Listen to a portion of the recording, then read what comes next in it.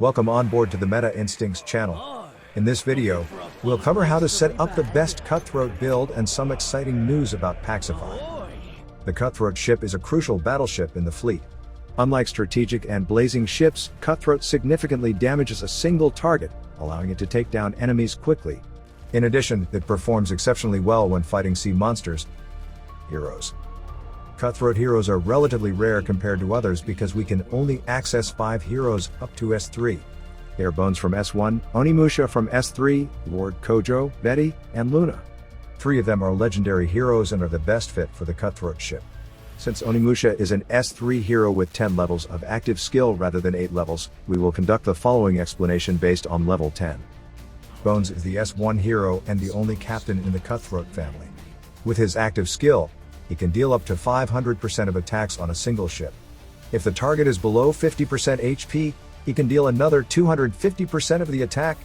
Moreover, his third skill provides a 50% probability of relaunching his active skill, dealing another round of damage. His fourth skill boosts the ship's Cutthroat damage by up to 15% but reduces other damage by 10%. Therefore, it is not wise to mix other damage type heroes, such as Molly, on the same ship with Bones, as Molly will deal 10% less damage. However, Bones does minor damage in 2 stars. He deals the lowest damage in the Cutthroat ship when fighting against a player. We can get more Bones badges from the guaranteed draw using 80 Himconk, which may cost over $300 from the Himconk bundles, but we can get them for only $225 thanks to the sponsor of this video, Packsify. Packsify is a Discord community with over 10,000 members that saved players over $4.1 million over the last 3 years. And guess what? They're launching an app that makes getting discounts effortless. When it comes out, it will be the first specialized app for discounts, and the Packsify team has prepared a little something for our community to celebrate. If you join through the link in the description, you automatically get a chance to win $1,000 in packs in their big birthday contest. All you have to do is click the link below to join the waiting list and the Packsify Discord server, and you could walk away with $1,000 worth of packs. Only new members who sign up through this link qualify for the contest, so your chances of winning the prize are pretty good. Hurry up because the winner will be announced on May 10th. Link in the description. 3 heroes are available for the first mate position: Onimusha, Lord Kojo, and Betty. Betty is a rare hero with the lowest damage output, dealing up to 360% of attacks on a single target.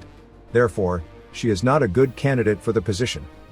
Onimusha is the most potent option but is only available in S3.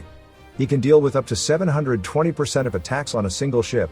However, he doesn't have the probability to relaunch the rage skill like Bones. His second skill boosts his critical rate by up to 30% for 2 seconds when he hits a wounded target with his skill. However, this skill is not helpful because it only lasts 2 seconds after casting the rage skill. His third skill boosts the ship's critical damage by up to 40%, which is very helpful. His fourth skill reduces the enemy's armor by up to 20% and healing by up to 30%. Although Onimusha is great, we cannot acquire him before S3. In the absence of Onimusha, Lord Kojo will be a suitable replacement in the first mate position. He can deal with up to 400% of attacks on a single ship with his first and third skills, with an additional 60% of attacks that ignore the target armor. Although his damage is lower than Onimusha, he can target the lowest remaining HP ship with his skill, which will speed up killing the enemy's ship. Luna is the only option in the gunner position. She can deal with up to 480% of attacks on the enemy's low HP ship with her first skill and increase the target's aggro by 40, making it take more fire. Every 15 seconds, Luna's last skill allows her to have a 30% probability of launching her rage skill. Surprisingly, she is currently dealing with the most significant damage in the battle. Warhammer is the best ship for the Cutthroat build, and we can build it for free in S2. If you haven't learned about the ship build yet, you can watch this video from the link in the description. Ship parts. Requiescence of Black and Blade of Freedom are the offensive ship parts suitable for this build. Blade of Freedom is a general set that enhances the impact and attack of the ship by 15% and 18%, respectively. On the other hand, Requiescence of Black is a set specific to Cutthroats, increasing the Cutthroat damage by 10%. When you inflict Cutthroat damage, the enemy will take an additional 8% Cutthroat damage for 3 seconds, and this effect can stack up to 5 times. This means you can deal up to 40% additional Cutthroat damage from the stacks, which is an excellent boost to your build. Trinkets. Demise Proclamation is a unique trinket that is highly recommended for bones.